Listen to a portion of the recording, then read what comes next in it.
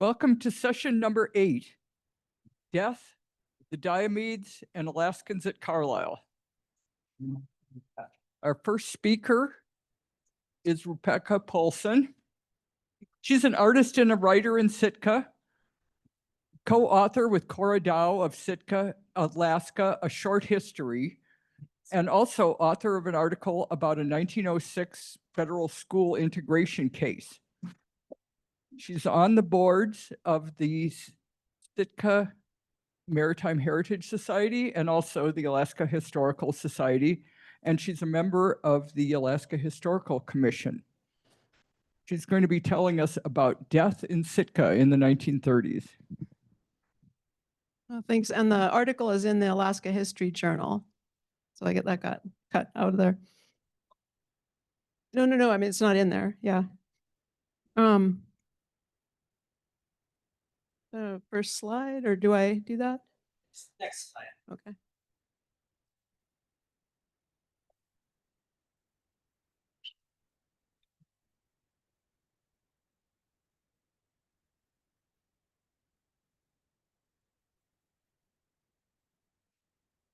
Okay.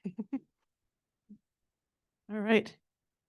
So from interviews and biographies, we know that in the first part of the 20th century, Native families suffered many more premature deaths than did white families, and nearly every Native family lost children or parents. So Carol Feller Brady's book, Through the Storm Towards the Sun, her memoir about growing up at the Cottages, which was a Christian Native community on the Sheldon Jackson mission grounds in Sitka, is about surviving unimaginable losses, and it helps us to start to understand the extent and the impact that these losses had on individuals. This is a picture of her family and other people at the Cottages, and her parents and her sister on the middle row on the right. So in this presentation, I'm going to present the numbers that show the prevalence of premature death in the 1930s in Sitka by age and by race reported on the 1930 census, then compare Sitka's population and death rates then and now, and then how it was understood in the past and how we might better understand the causes and the impact now. So my methodology was to first put Sitka's 1930 census into a spreadsheet. There were slightly more than 1,000 people in Sitka.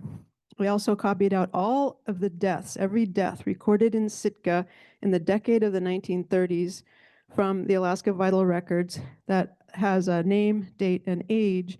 And then I compiled the two to get the race for each person who died. And then I did some basic calculations to get the proportion of people in Sitka by race and age and the death rates. I also have a 1934 federal report on deaths in Alaska that shows the same prevalence of premature deaths suffered by Native families that also has the causes of those deaths. And this is Sitka 1928. So what I found in the 1930 census, which was taken in October 1929, Sheldon Jackson School, which is at the top of the picture, had 130 students from age 10 to the early 20s, nearly all from southeastern Alaska. Only one of those students in 2930 also died in Sitka during that decade, and that was Carol Feller Brady's brother. While deaths recorded in Sitka could possibly have included later students, it is very likely that the students who were very sick were sent home and died there. And because deaths among the Sheldon Jackson student population do not seem to have happened in Sitka, it would have made it look like they weren't dying. And so I took Sheldon Jackson School out of the population I was using. In 1930, Sitka also had the Pioneer Home with 94 inmates. And when I compared the census to the deaths in the decade, it seems that most of these men did not live long after arriving. Also surprising was that many inmates were in their 60s or even 50s. These were all single men, nearly all with Northern European names, many of them immigrants, and the vast majority of deaths in Sitka in the 1930s were from the Pioneer Home. So people were literally coming to Sitka to die. And so I took the Pioneer Home inmates out of the census population, and I did my best to take them out of the deaths as well by taking out all the deaths of men who were in the Pioneer Home in 1930, and then also the deaths of men in their late 50s or older who had surnames that were not represented in the census. Of the 448 deaths in the 1930s of individuals aged 56 and over, 394 seem to have been from the Pioneer Home. So without the Sheldon Jackson students or the Pioneer Home residents, 914 people are on the Sitka census. I also included the outlying areas, but did not include the town of Chichagof. So here's a spreadsheet and a chart of Sitka's 1930 population. In the race column, most people were Indian or white. Many others were mixed, who had one or two Native parents. Some individuals reported themselves as white, even with parents who were from Alaska. But I think the important thing is how they identified themselves on the census. The census taker, John Hollywood, was Tlingit. I combined mixed with Indian for most of these charts. I then broke down the census by age. There were only 9 individuals on the census who were not one of those categories, listing Black, Filipino, Chinese, or Mexican. So Sitka's population in every group but 20 and under is roughly half and half. Of the individuals 20 and younger, 64% were Native. So when we look at deaths over the decade, the first thing is that even for the white population, Sitka had a lot of deaths. Sitka's population did grow quite a bit in 1939 with the construction of the military bases on Japonski and associated commerce. But when I looked at just the first 6 years of the 30s and compared it to the numbers for the entire decade, the numbers of the deaths per year was the same. So perhaps that new population who came in 1939 was young and healthy. They're mostly contractors, and that didn't affect the numbers of deaths here. So this is a spreadsheet and chart of the deaths in Sitka by race and age. For every age group, Native deaths are more than 70% of the total deaths. For infants and people 20 years old and younger, they are more than 80% of the deaths. And then death rates. Right. Yeah. This is the number of deaths per year divided by the population of that group in 1930, multiplied by 1,000 to get the deaths per 1,000. So it's a percentage times 10. And this is where it really shows the risk to Native individuals. Overall, Sitka's rate of death that I got was 23.8 per 1,000. For white individuals, it was 14. For Native people, it was 35.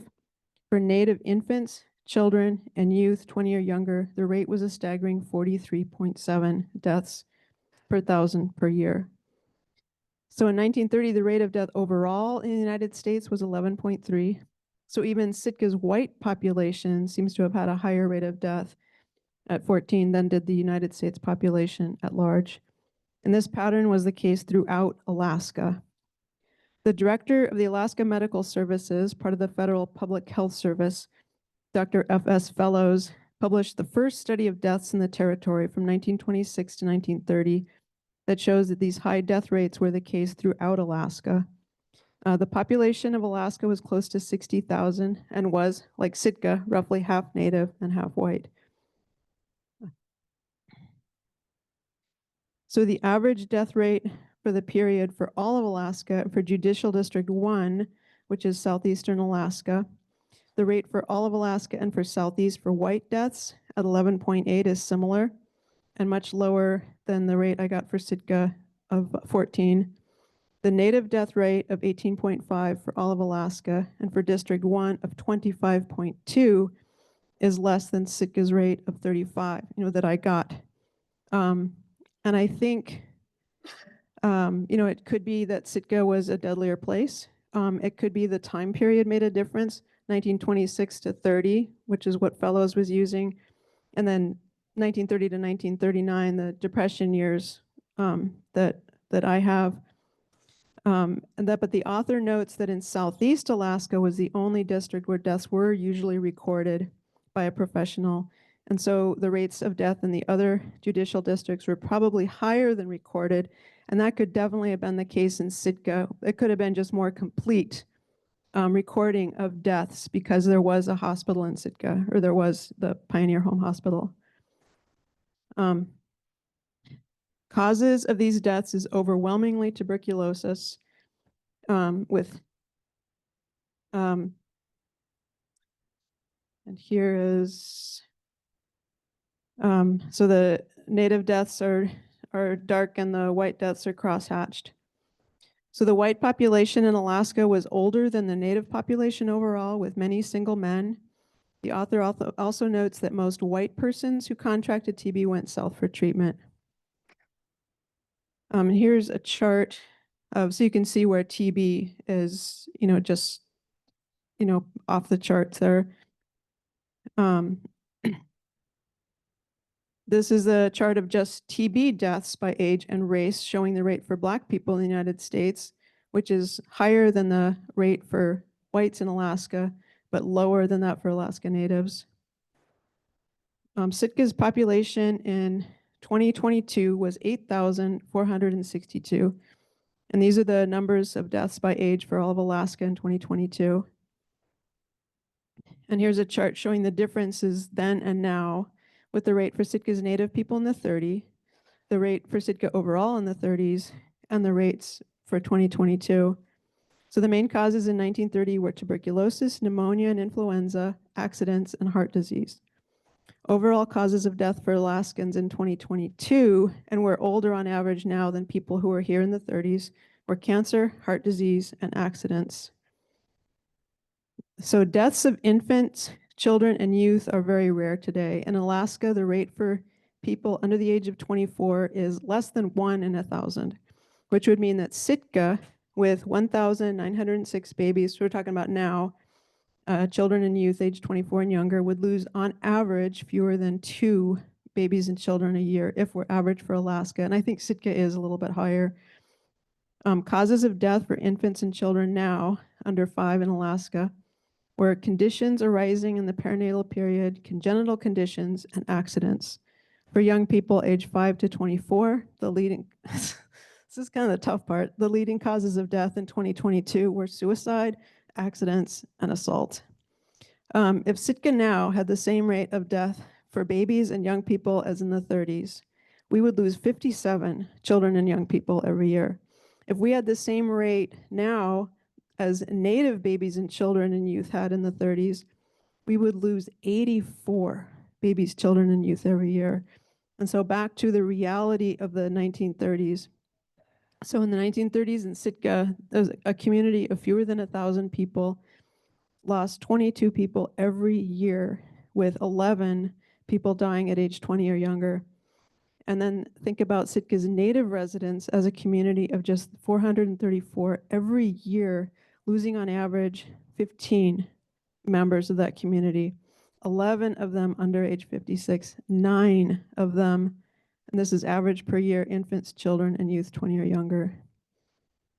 And why did so many die?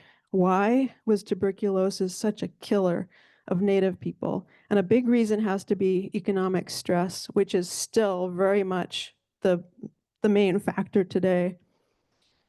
So in Alaska, resource extraction industries like canning and mining, as we have heard multiple times, it took wealth out of Alaska. And then on top of the poor economy, and in the 30s, it was even worse than other times. Alaska Native people were pushed to the margins of the economy, such as it was. So Native Americans only got automatic citizenship in 1924. Also, all over the territory, the fish and animals that Native communities depended on for cash and for food had been decimated by outsiders in rushes for whales, walrus, furs, gold, fish. And so Native people in Sitka did not consider themselves poor. And that's something, if you talk to people who went through the Depression, they're not complainers.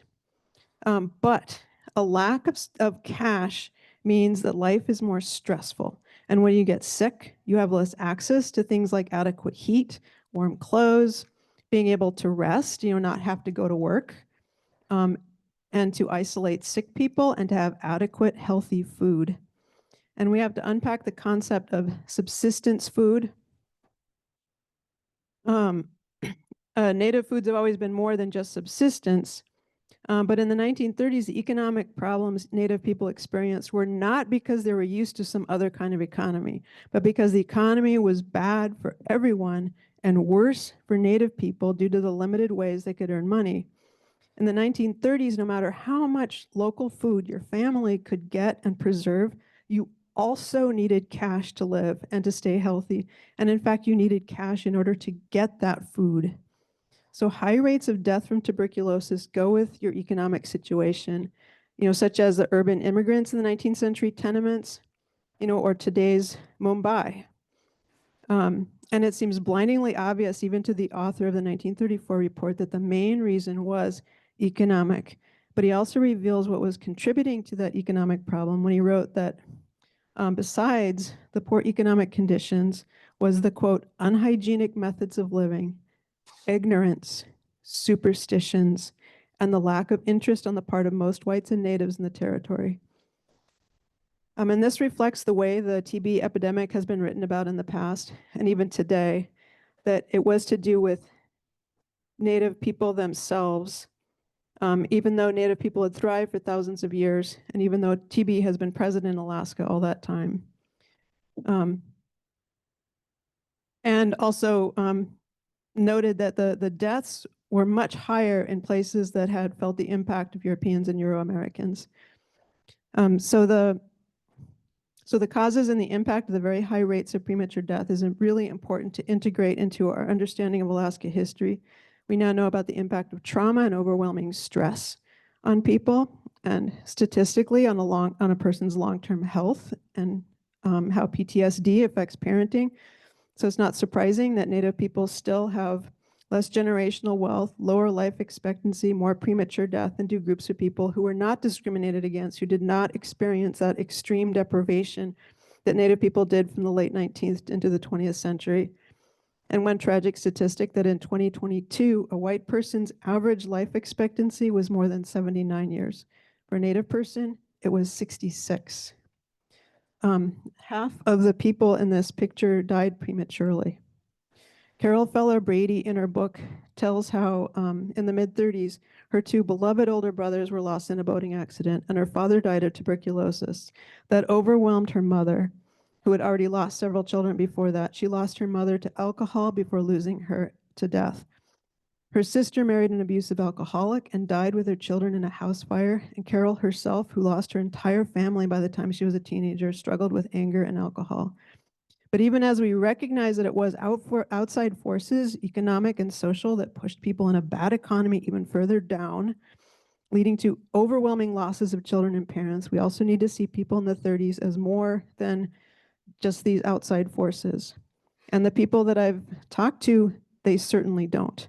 I feel really lucky to have met Carol Feller Brady and to have been part of a special trip she made to Sitka when she was in her 90s to talk about, she really wanted to talk about and share about growing up in the cottages and tell about her mother, Elizabeth Cottishon James, who's sent her in the photograph, who was an early leader in the Alaska Native Sisterhood. She wanted to share how beautiful it was, the music, culture, the food, their Kikseti clan ownership of that place, pride and heritage of the cottages, where she had an idyllic early childhood. And that's what we should know about too, and celebrate and take into the future.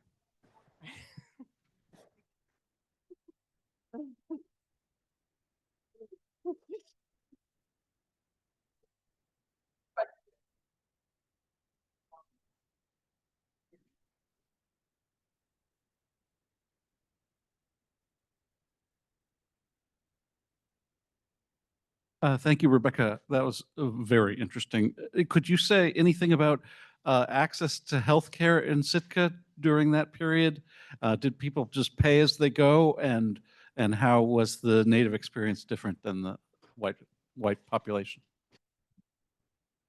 Yeah, I think overall there wasn't great access to healthcare. There was in the 30s, there was the Pioneer Home. There was, I think around that time, there was a TB sanitarium in Juneau. But I think the need was much, much more than, it was definitely not easily accessible.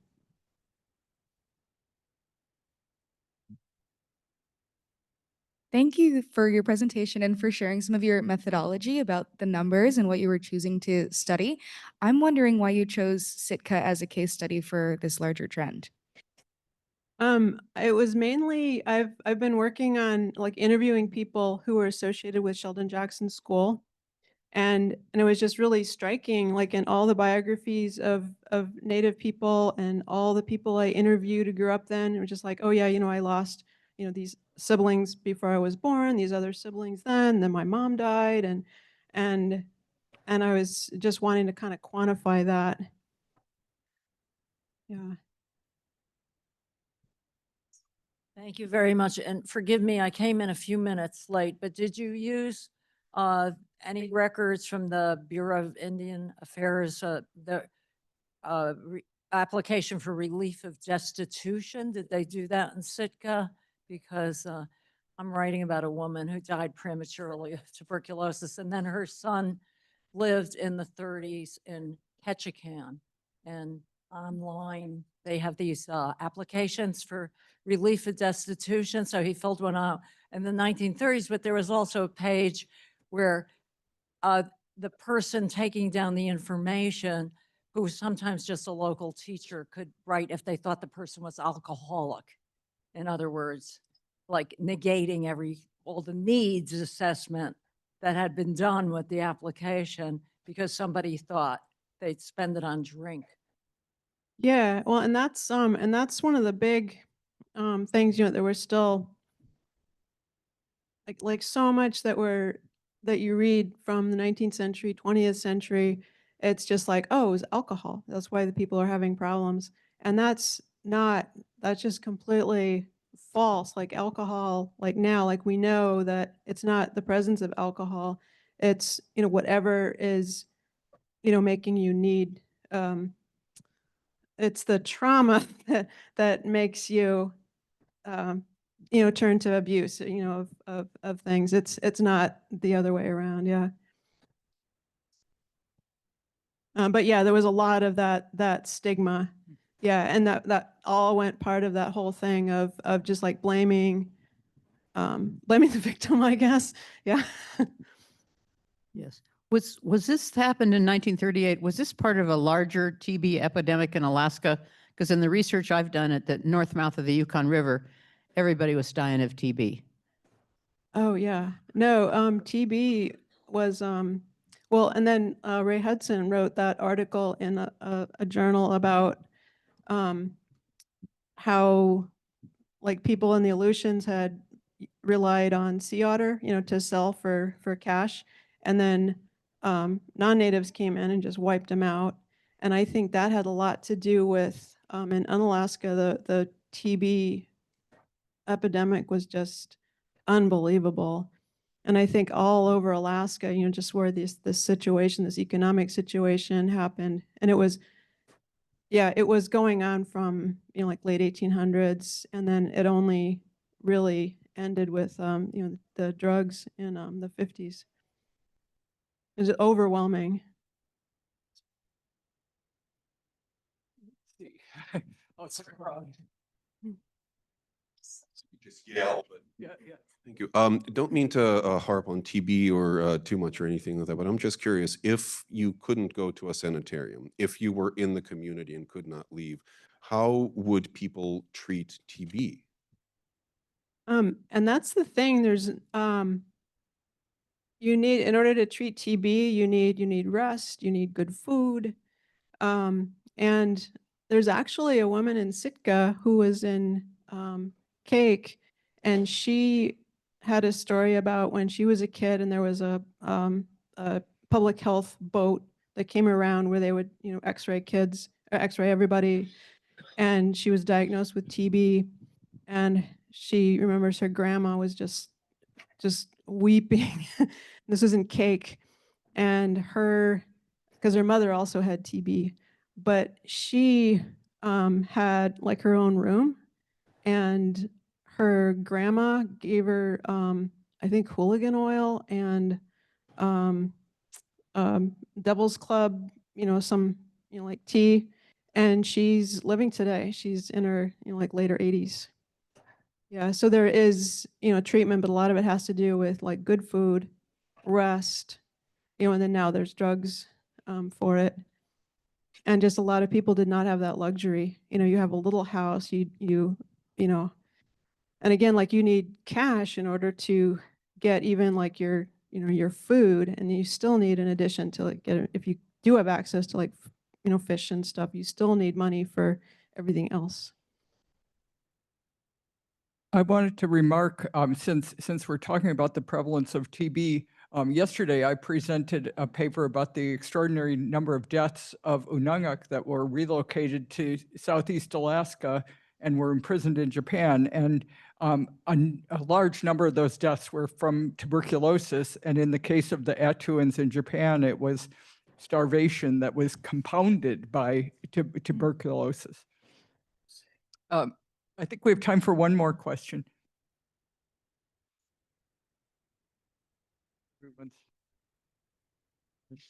Otherwise, well, we'll All let right. you go. Yeah, thank and you so the much. next-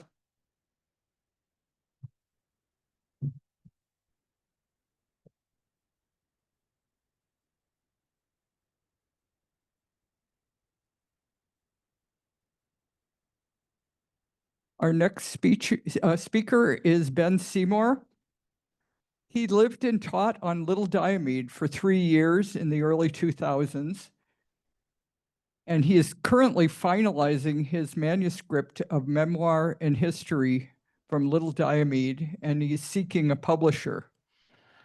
The title of his paper is Breaking Storm Over the Diomedes, 1938's native travel program across the Bering Strait. All right, thanks for being here. An official native travel program across the Bering Strait lasted all the years of World War II, including the period when the Soviets were allied with the Axis powers. You'll hear that this international cooperation will turn into competition between two world superpowers, and then it's going to turn to cooperation again. But at its heart, it's a very American story that's worth re-examining due to recent events. So here's the setup. Here's where we're talking about. So here, let me move.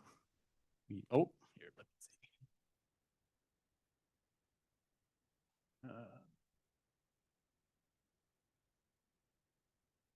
There we go. All right, so here's the setup. So we got Big Diomede, which is on the Russian side of the date line, right there. The Inupiaq term for it, and that's who lives here, is Imiglin, which translates as island. And we have Ingalik, which is the other one over there. And these two islands were always known in relation to one another, to the Inupiaq people. And by oral tradition, there was either a sand spit or a whale vertebrae bridge that connected these two islands. Big Diomede was the island to live on. It supported 5 villages. It had a freshwater waterfall that divided the clans. And then Little Diomede, it was found that the hunting was actually better from that side. So people started coming over to that side because of the way the currents went through the strait. Traditionally, Little Diomede was Big Diomede's trash dump in their cemetery. All right. So here's the layout. Here's another way to see it. There's the international date line running between them. Big Diomede, Little Diomede. And then here's another way to see it from, this is a map from the 1880s. Here's Big Diomede here. Here's Little Diomede here. And then here's what's sometimes called the third Diomede Island, Fairway Rock or Weak. And Fairway Rock was named because if you could, in the stormy, foggy strait, if you could find this landmark, you could find your way to fairer waters.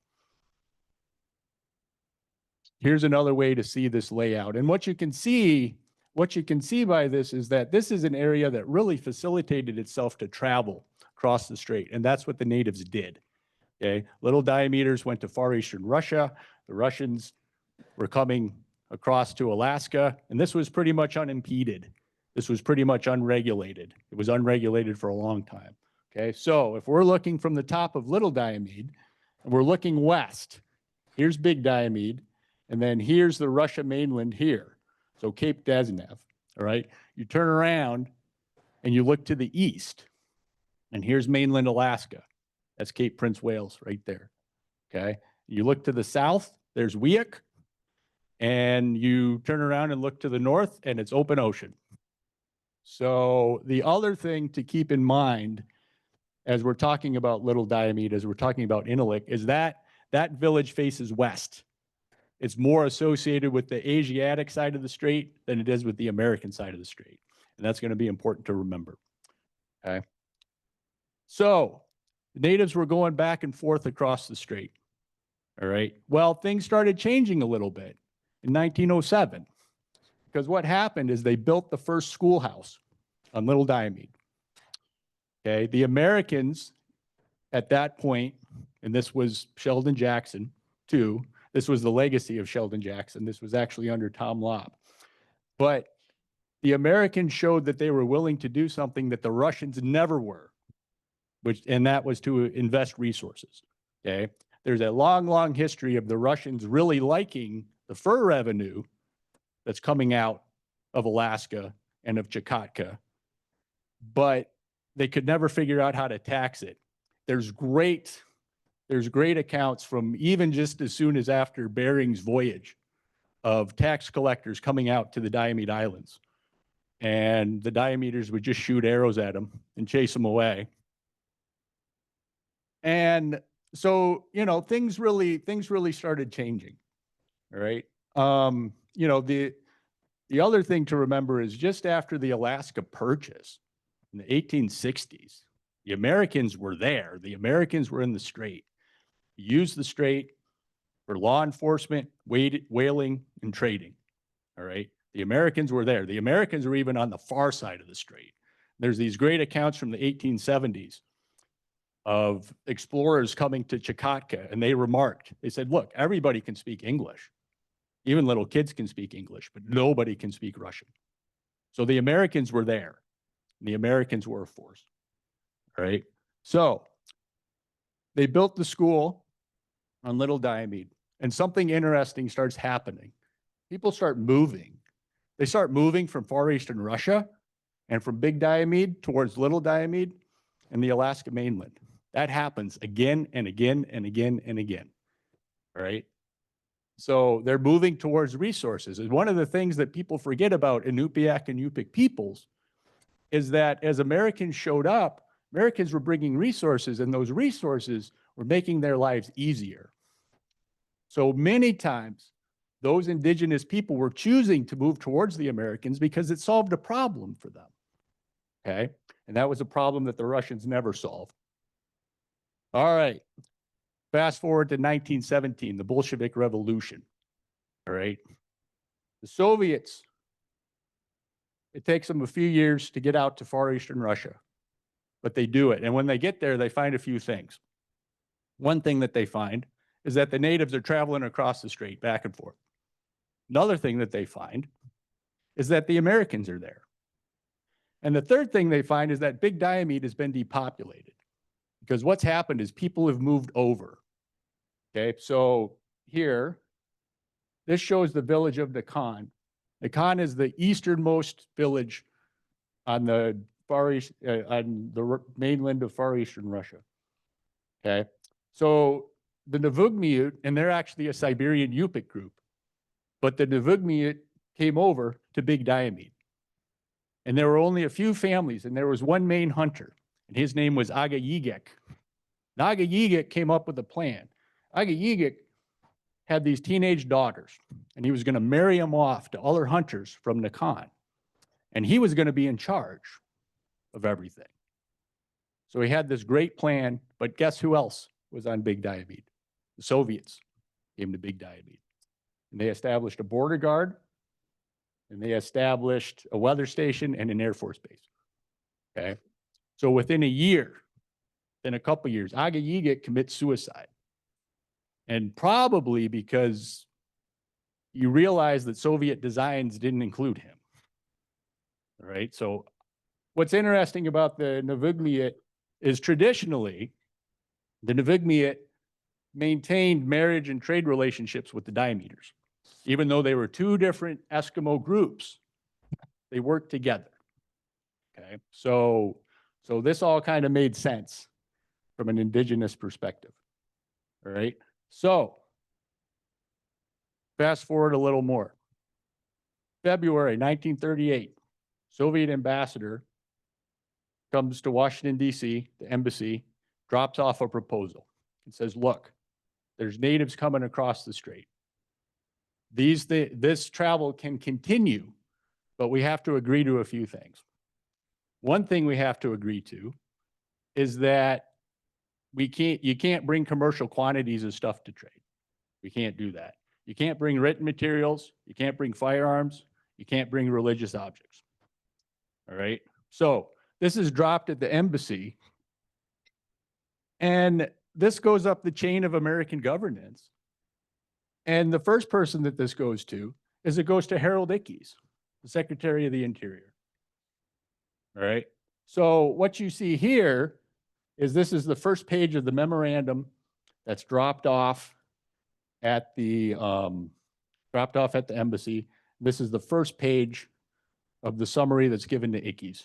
Okay. This goes through all areas of the federal government. This goes to island and territorial possessions.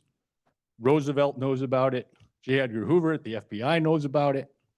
This goes to the BIA, goes to the Alaska Native Service. All right. This goes everywhere. And the proposal is that they're going to come up with some sort of permitting process to keep track of these people. Okay. And what the agreement is that 100 American Eskimos, they put it, can travel to Russia for a period of 3 months if they agree to these conditions. All right. For whatever reason, and I have some ideas about this, but for whatever reason, the Americans agreed to this. Okay. This is 1938. All right. So who is in these places? This is extended to 4 native villages: Little Diomede, St. Lawrence Island, which really is 2 villages, Cape Prince of Wales, and King Island. Okay, so 4 places. What you see, what's interesting, is that the Diomeders almost exclusively, more than anybody else, take advantage of this program. They take advantage of this travel. All right. So, but what officials are in this place to run this? And the federal government was very clear that this was not a passporting program. There's no way that this could be a passporting program. So goes back to they decide, they say, okay, the teachers of the Alaska Native Service are going to run this. They're going to orchestrate it. And they're going to let us know what's going on, right? So they come up with this travel permit form right here. Oh, here. This is the Juneau office form number 42. All right. Here's the JO 42. Here's what it lays out the conditions of the agreement. Every single time, the purpose of the visit is going to be to visit relatives. Always, always, always. That's never going to deviate. Okay. But you get some interesting things here. You have name, date of birth, place of birth, occupation, which is always going to be hunter, housewife, or some sort of school child. And you're going to have residence.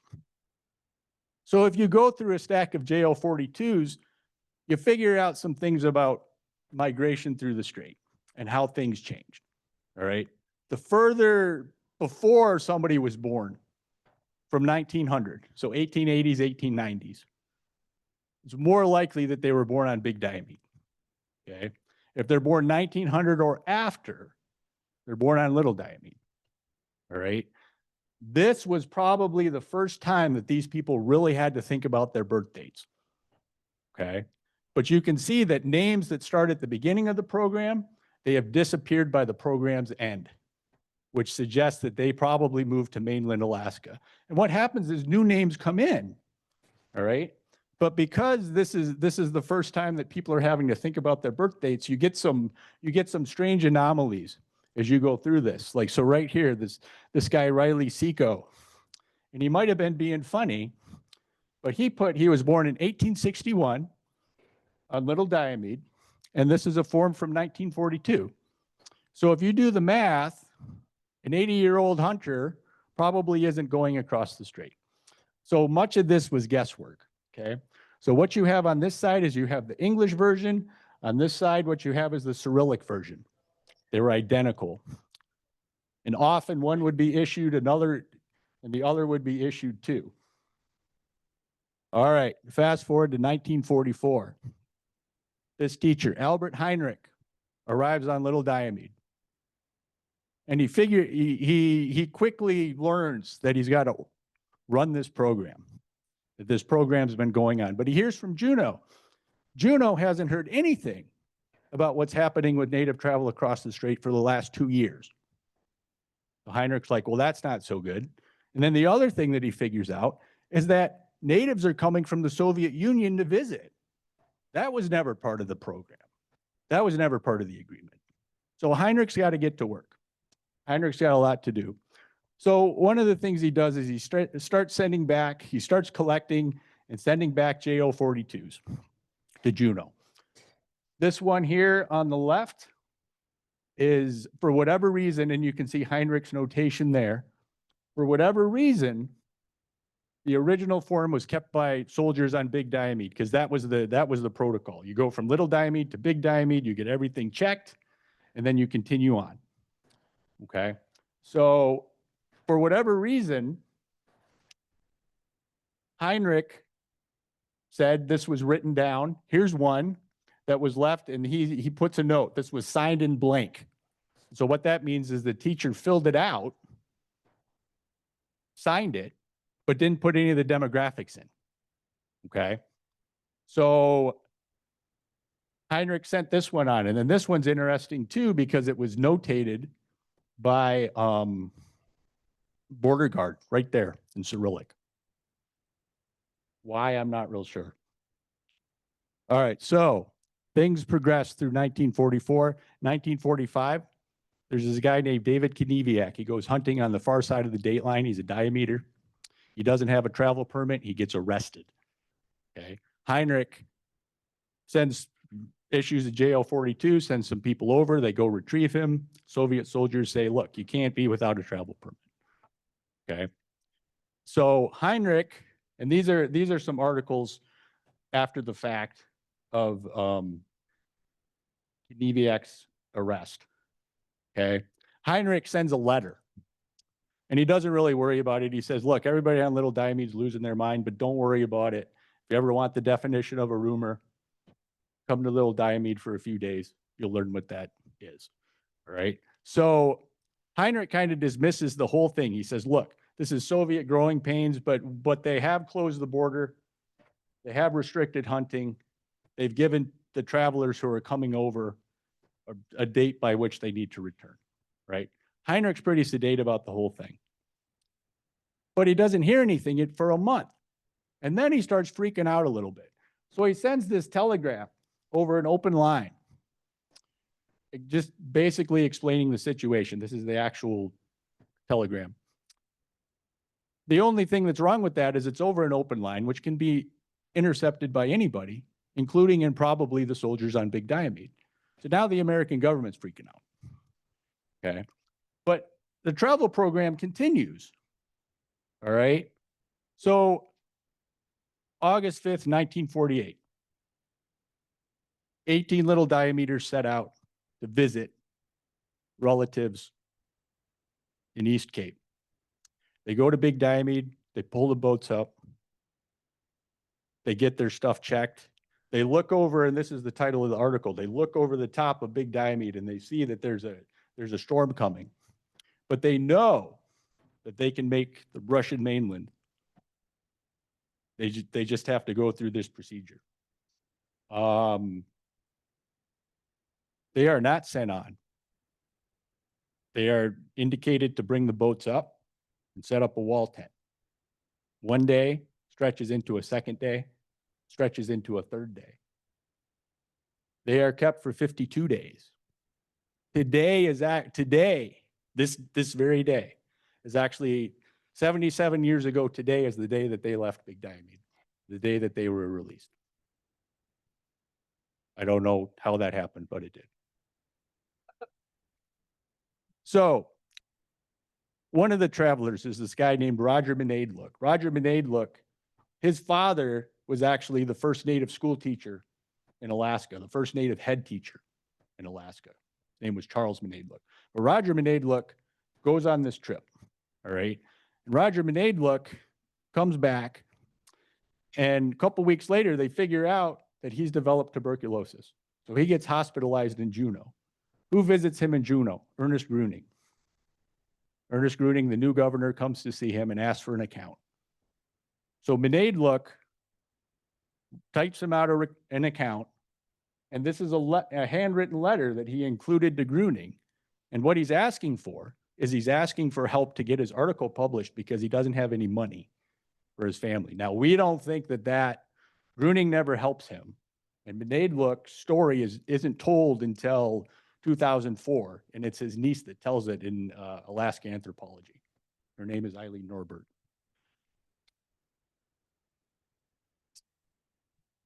All right, so Albert Heinrich goes on to become a scholar of Inuit kinship systems.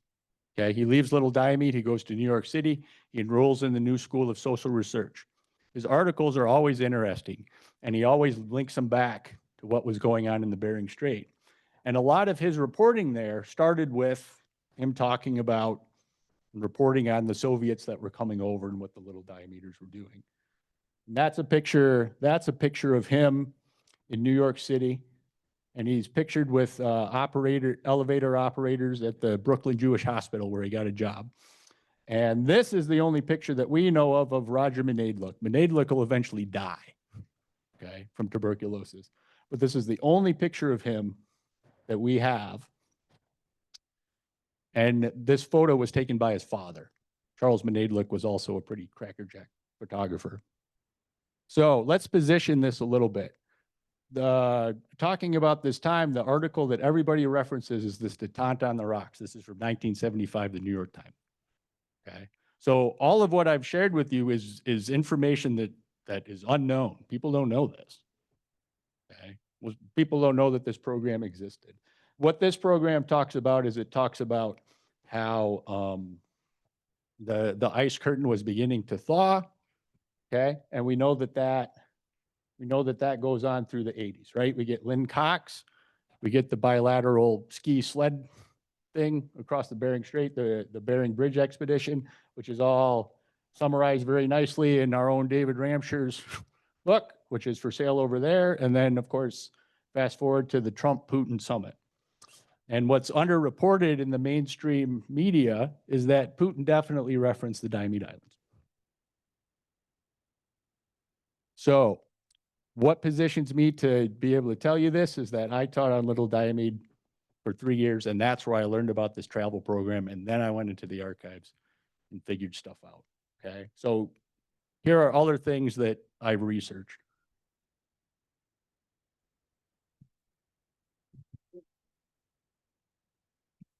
We have time for a few questions.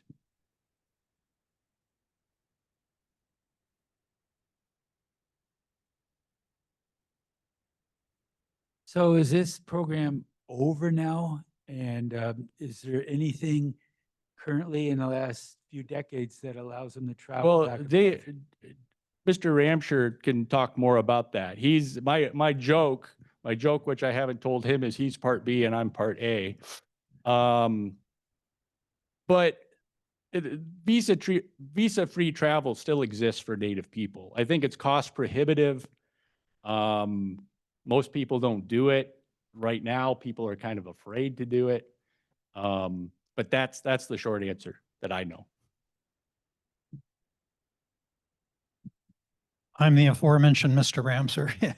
Yeah, that's true. There was a visa-free program that was established between Gorbachev and the Reagan White House, and it allows for natives on the Russian side and on the US side to visit each other without the requirement of a visa.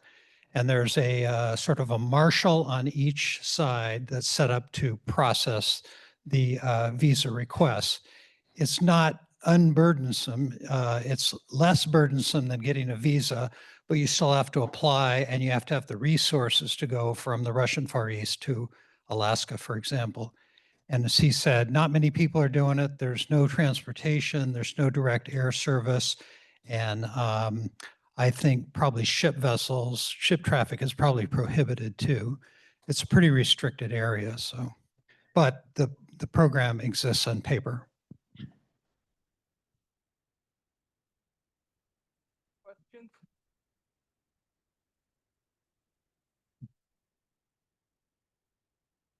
Just a comment that we can probably put a period on the Sarah Palin saying that she could see Russia from Wasilla. There is a great YouTube, it's on YouTube, and it was BBC. BBC actually went out there after she said it.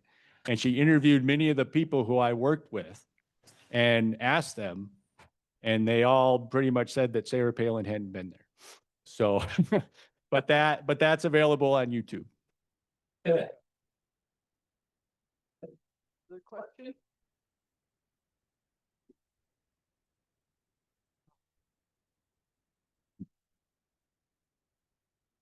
Do you have relatives on Little Diomede? What were you doing there for I, 2.5 I was a years? school teacher there for 3 years, and actually I kind of had to, my article that I wrote is actually coming out in the fall edition, and that'll actually add some details to this, and you'll see some of these documents again. But where I learned about it, and it tells the story of how I learned about this travel program, because I was cleaning out a file cabinet in the back of my classroom, and I found all these old forms. And so I just started asking people like what they were. And so they told me the story, and I knew enough about what it was. When I sat down to start writing about Little Diomede, I knew kind of what I was looking for. And much of this story, people don't really know it's there. And if they see it, I think they don't know what to do with it. This story is actually in the National Archives in Seattle. That's where most of it is. So if you remember a few years ago, first Trump administration, they were talking about saving money and shutting down the NARA archives. That was right after I did this research. So it's a pretty important facility, I would say. I just have one more question. When you were on Diomede, was there internet or phone service or So a lot of transportation? what spurred my writing was trying to figure out why people were there, because there wasn't really the communications now. So the thing to remember about people on Little Diomede is their first phone and first electricity came in the late 70s. They are now 5G. And they've done that transition in less than 2 generations. How's all that going for Western society? Right? So what you're getting some big issues among the Diomeders, and I think among all of us, to be very honest with you. All right. Oh, we've got a question here. I was just partially interested in maybe you could talk about a little bit. I guess I'm just wondering how quickly the Bolsheviks established themselves on Big Diomede, because that's, I suppose it seems difficult for a revolutionary force to kind of, I don't know Well, if you could just speak on that. So I kind of said the Soviets found several things, right?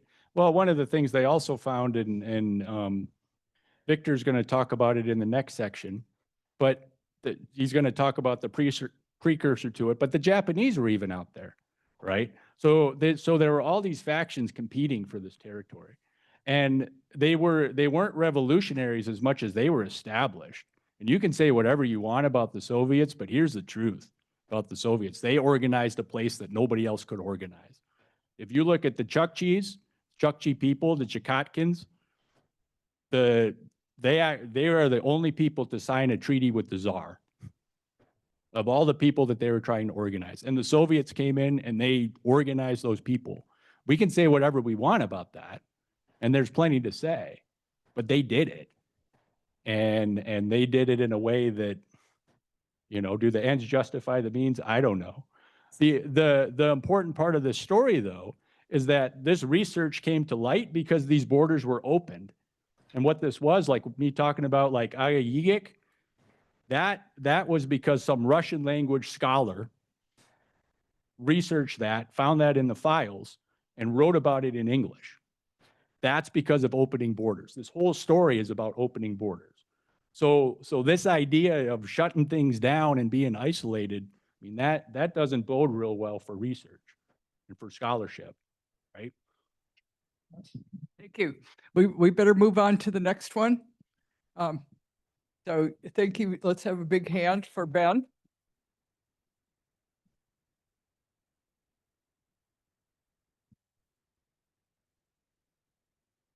Our next speaker is Mary Ludwig. She's an assistant professor of history at the University of Alaska Fairbanks, and she teaches American and Indigenous history. Her paper is entitled Cultural and Educational Lifelines, Alaska Natives at Carlisle and Beyond. So we're moving from the Diomedes now to the lower 48. Literally across the North America, from Alaska to Pennsylvania. Thank you very much. Thanks for having me today, folks. So in 1908, the Daily Alaskan, a newspaper out of Skagway, Alaska, castigated the impending nuptials of Annie Kudlaluk, a young Inupiaq woman who had recently returned from Carlisle, Pennsylvania, where she had just spent under 10 years in school.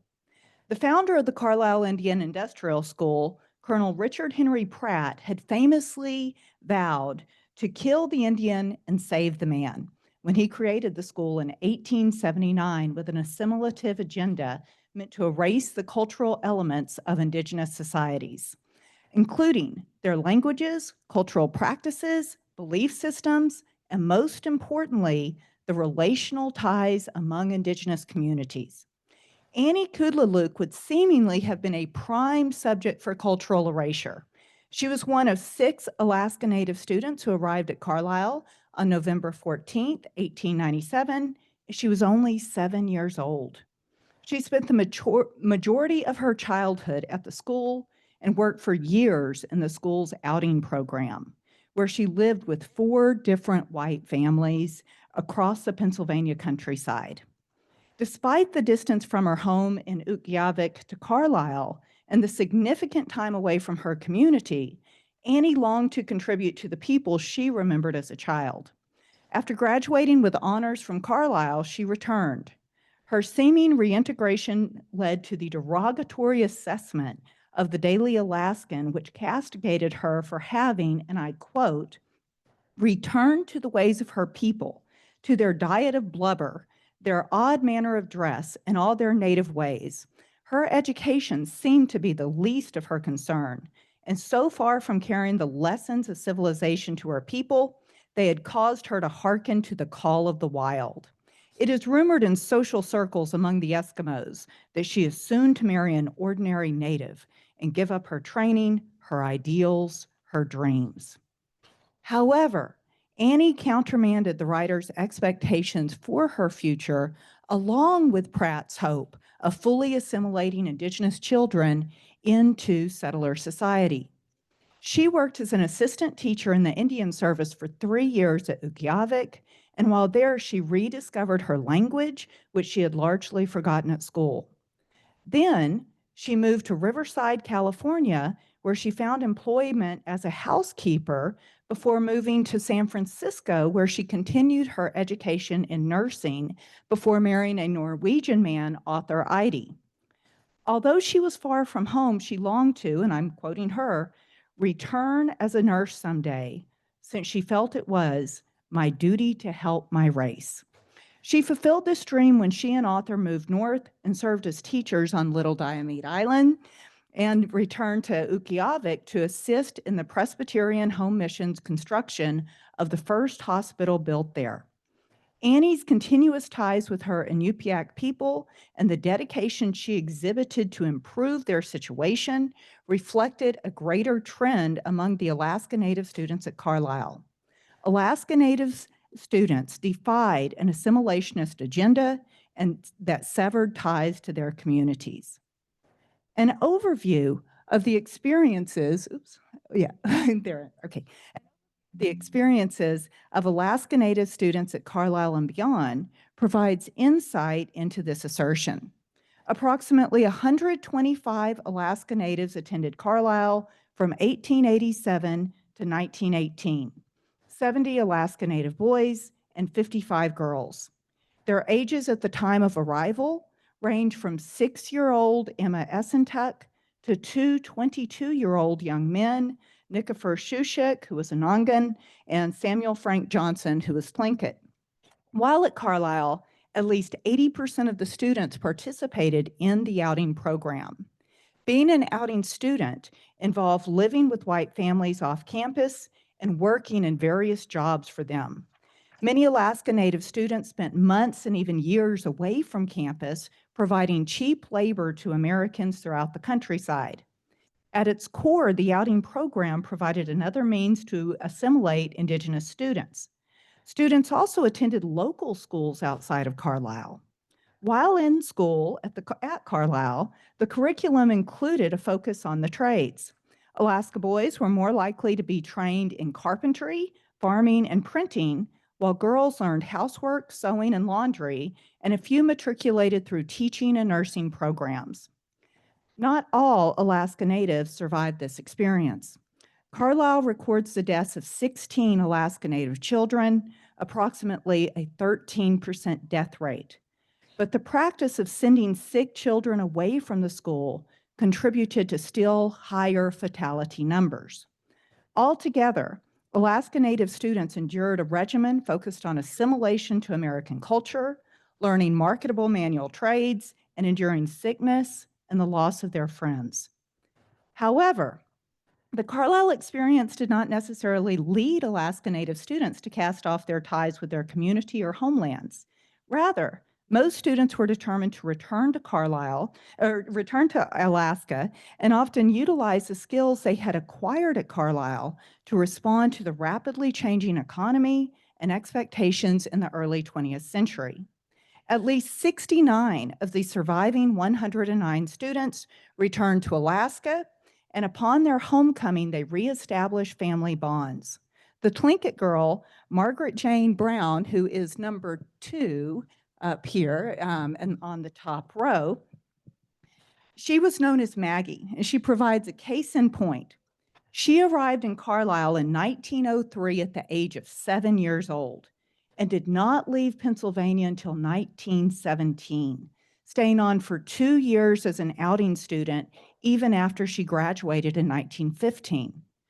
One would think that after 14 years away from her community in Saxman, Alaska, and years of living in the school and outing homes of white families, Maggie would have been a prime example of Indigenous assimilation into American mainstream culture. Instead, upon her return to Alaska, Maggie wrote to an outing patron, a Mrs. Whitcraft, and surprised her with the news: "I have just returned from my honeymoon trip." Maggie had married an Alaska Native man, Edward Ridley, who worked for the Ketchikan Power Company sawmill and played in the Metlakatla Brass Band. Maggie's return to Alaska and her Indigenous community countered the plans that Richard Henry Pratt proposed for Carlisle. Maggie's decision to marry, have children, and raise a family within an Alaska Native setting reflected a common practice among former students. They built family and community. Building and reconnecting to family units was not without its share of difficulties. At least 33 students who attended Carlisle had lost both their parents by the time they arrived there. Another 29 had experienced the death of one of their parents. The loss of one or more parents contributed to the likelihood of being sent to the school. For example, in 1901, Charles Bunnell, the future first president of the Alaska Agricultural College and School of Mines, arrived at Carlisle with 11 Alaska Natives from Wood Island Baptist Orphanage on Kodiak Island.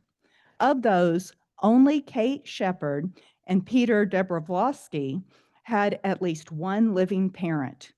Yet the loss of one's parents failed to dampen the desire of Alaska Natives to return to Alaska. In June of 1908, 11 Alaska Native students signed a petition to the Commissioner of Indian Affairs, Francis Loop, pleading for him to allow us to return to our respective homes.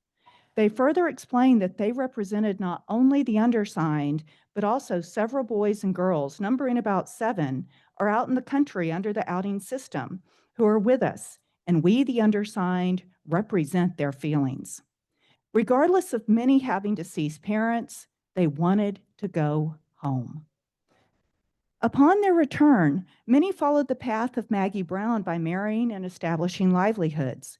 In contrast to Pratt's goal of separating them from their native communities, many students used their education to create new economic, educational, and political lifelines for Alaska Native nations, and often reified their historical values and customs. These actions came in the wake of the Klondike Gold Rush era, which had initiated significant economic changes in Alaska and contributed to the further capitalization of the Alaskan economy, while simultaneously undermining the ability of Alaska Natives to live traditional subsistence-based lives. In addition, the gold rush resulted in the spread of diseases that devastated Alaska Native communities. In response, like Annie Kudlaluk, who contributed to establishing a hospital at Ukqiavik, returning students devoted themselves to improving the lives of Alaska Native communities. A consideration of the students who'd learned the printing trade at Carlisle illustrates Alaska Native advocacy. 9 Alaska Native Carlisle students focused on printing at school according to their student files. Tlingit student Kakaish Henry Phillips, who began his studies at Carlisle at 12 years old in 1887 and remained at the school for just over 4 years, was the first to do so. Upon his return, Phillips took up a career in printing and worked for the Daily Alaskan in Skagway. He also served as an interpreter when tourists came to A.B. Hall in Skagway to watch Klukwan dances. Participating in these events and Phillips' role as an interpreter demonstrates the Tlinkit's willingness to profit from tourism, and it illustrates that years away from his homeland had not interfered with his ability to speak his language or engage in Tlingit dances and songs. Rather than severing his ties to his community, Phillips viewed education as a means to contribute to the community, and from it, and these are his words, the greatest good would flow. Other Alaska Natives joined Phillips in utilizing printing as a vocation and a voice for advocacy.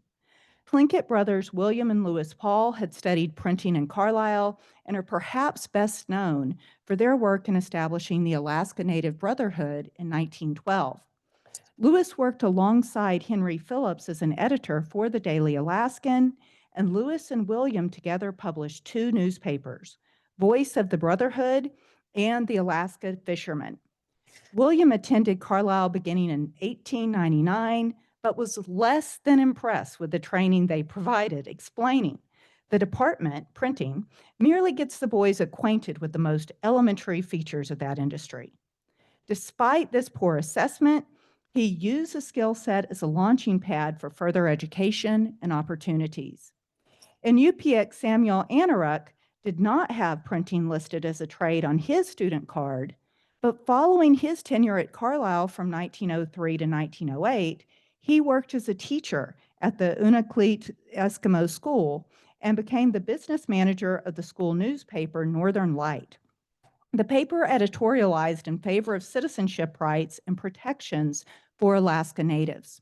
Rather than severing ties to Alaska Native communities, the printers from Carlisle used their skills to promote the welfare of Alaska Natives in a variety of capacities. Anaruk's work at the Unalakleet Eskimo School and his later career as a teacher at the Diomedes Island for 26 years reveals another avenue many Alaska Natives alumni of Carlisle took, and that's as an educator. Several former students returned to work throughout Alaska in the school system or as an educator in some capacity. In Yupik, Oscar Nadarok worked as an assistant teacher upon his return to Golovin, Alaska, in addition to working as a gospel interpreter. Not only had Oscar retained his language skills, He had the opportunity to use Inupiaq subsistence skills and noted his success in hunting and fishing for salmon. After attending Carlisle for 9 years, Inupiaq Anna Buck worked as an assistant teacher in Alaska and then furthered her education at Chippewa Indian School in Oregon. She wrote to Carlisle officials explaining her intention to pursue teaching, saying, "I want to go to Alaska to teach next summer. I mean to be somebody after my school. I want to be one of the women of the world." The most prominent Carlisle student who pursued teaching was Unangan Catherine Dykenoff-Seller. She worked as a teacher for 40 years in the Aleutian Islands and mainland Alaska, serving in schools in at least 11 different places. As an Unangan speaker and a prominent weaver, she demonstrated through her skills in promotion of Alaska Native people that Pratt's goal of cultural annihilation failed.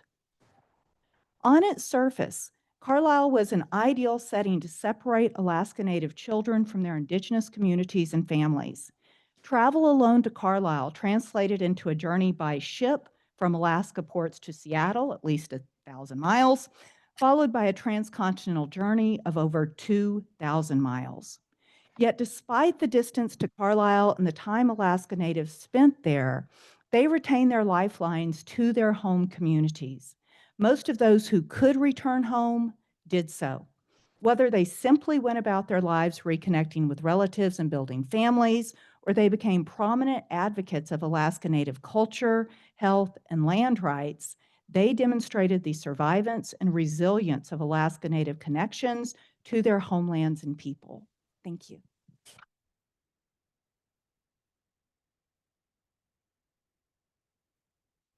All right, what questions do we have? Okay, let's see. Gretchen first, and then.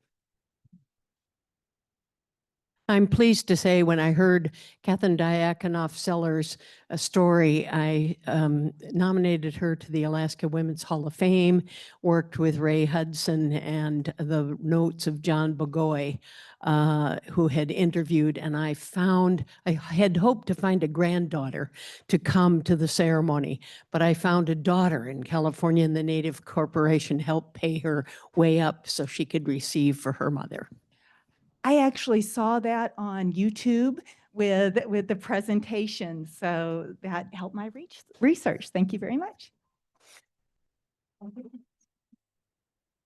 Did you find any references to how the students were able to maintain their language while they were at Carlisle? Were they having meetings together? Were they hanging out, socializing as a group and speaking their language? Because that's one of the things that you always hear is one of the first things to go. You know, I do know the people hung out together based off of little clips. Sometimes you find the pictures of them together, and afterwards, some of them even moved to California together to study there. When Edward Marsden took some 36 Indigenous kids to Carlisle, almost all of them were either Tlingit and Tsimshian, and they were around the same ages. So I imagine that they would probably have really related to each other. And they went there at the same time, and many of them came back at the same time too. So there's just kind of, I think, evidence that points to this happening. But in terms of a lot of letters, you know, with Annie Kudlaluk, there was a letter where she complained when she got back to Utqiagvik that she had forgotten her language. And then another letter saying, you know, she was picking it back up again. And so there are letters between students that reflect that this was a goal to be able to retain and speak that language.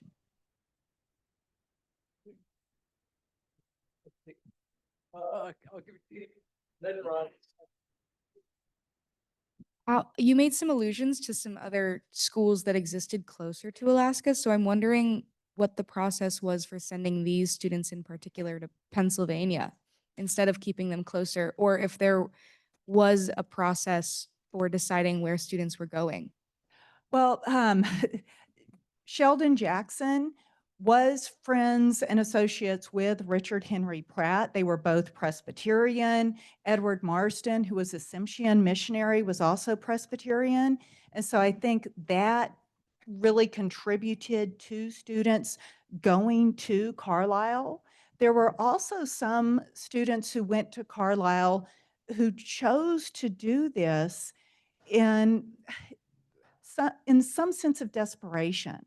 There was one little girl, Faye Kubrick, that I tracked who she had her she had lost a couple of brothers, and the hope of her family, she was only 7 years old, was that she would be sent to Carlisle where she could be trained and become a teacher. Well, she arrived at Carlisle and was rejected because of tuberculosis. She never made it back to Alaska. She's actually buried in Seattle. And I found her in a cemetery there, and she died at only 7 years old. But you do see some evidence of people choosing to go, or their families choosing to send their kids because they were desperate and they saw this as an opportunity to educate and support their children. Mary, thank you very much for this wonderful presentation. I think you've done a very comprehensive job. I'm curious if you ever ran into the name of Mary Kinnanook, who was from Metlakatla. And I know that her family has been searching for her because she never returned.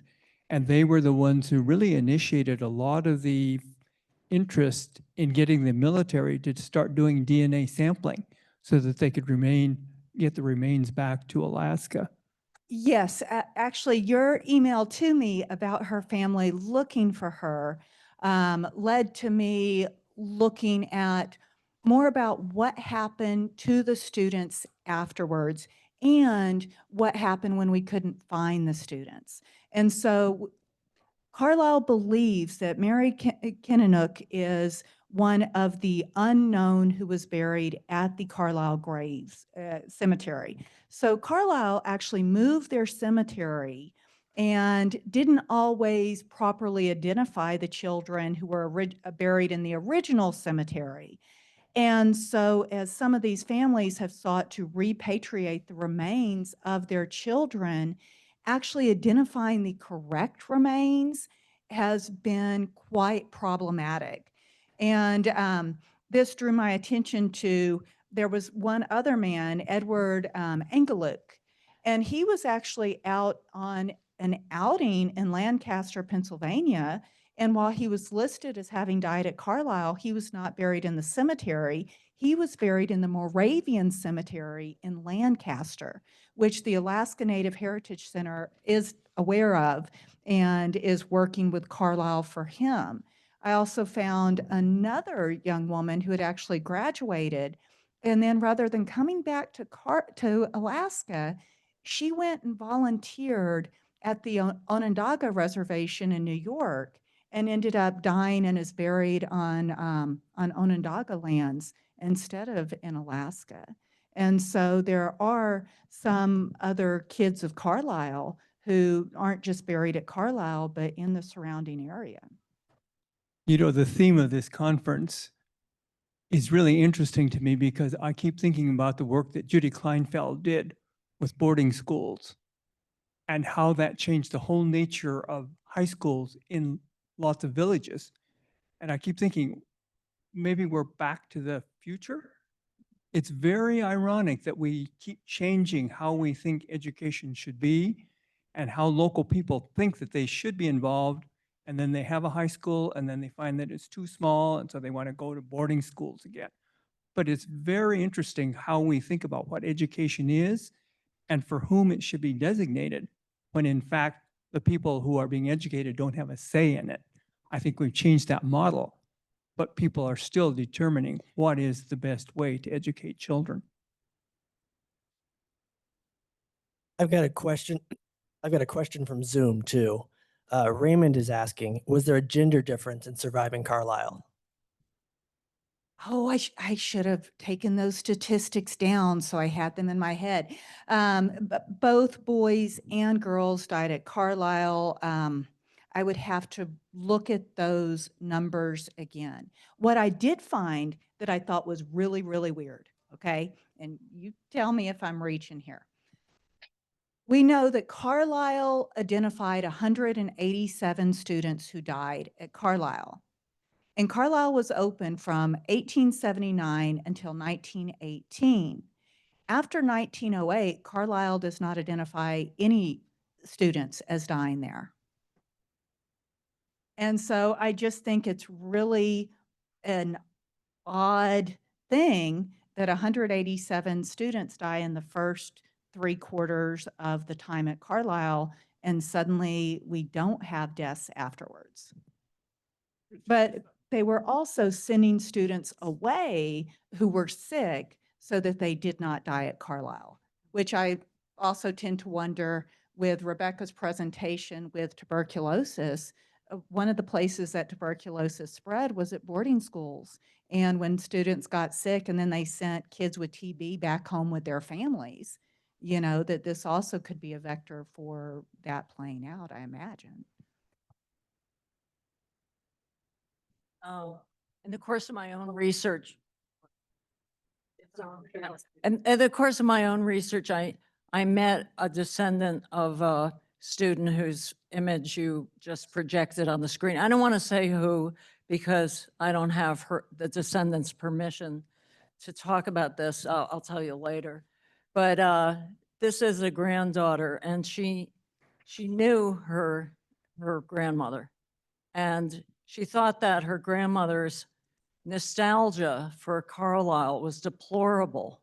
And actually, it made her think less of her grandmother, who has now passed away, because, you know, the popular culture, the image of Indian boarding schools is that they're brutal and negative.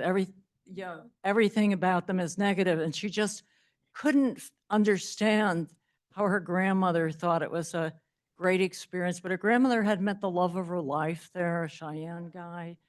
The grandmother was Alaska Native. They married, obviously had children and grandchildren. Do you encounter this kind of thing? Yes, in a lot of the letters, Carlisle would solicit feedback from their students, and you can actually go read these letters online. Carlisle has them posted. And a lot of students referred to Carlisle as dear old Carlisle. And Henry Phillips, who I had there, one of the two first students to attend Carlisle, the other student actually died while he was there. And yet Henry Phillips believed in education and sent his daughter, I believe it was to Chemawa, and his daughter ended up dying there. You know, but you know, it was a hard time. You know, things economically in Alaska were difficult, and people were dealing with significant spreads of disease after the gold rush and such things. And I think sometimes choices were limited, and people saw Carlisle as a way to create a different kind of future and give their kids, and sometimes the kids thought of this as a way for them to build a different life and gain a skill set.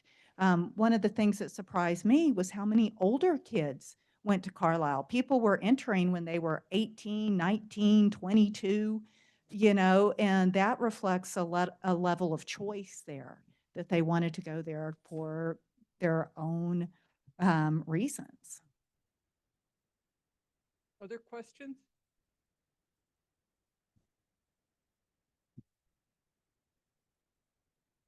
Thank you.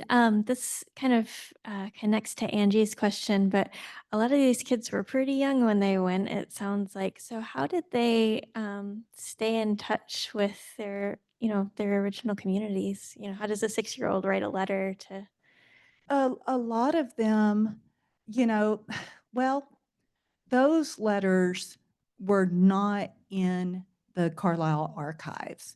I did find one, a mother who kept writing because she hadn't heard from her son in 6 months.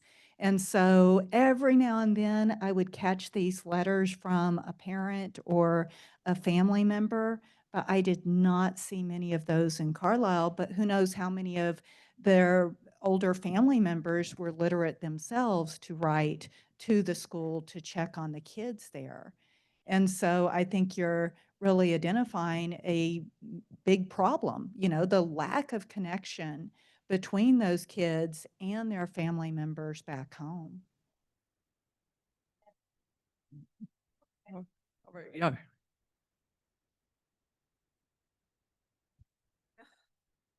Yeah, a couple of things well, first I was just gonna, it's really nice.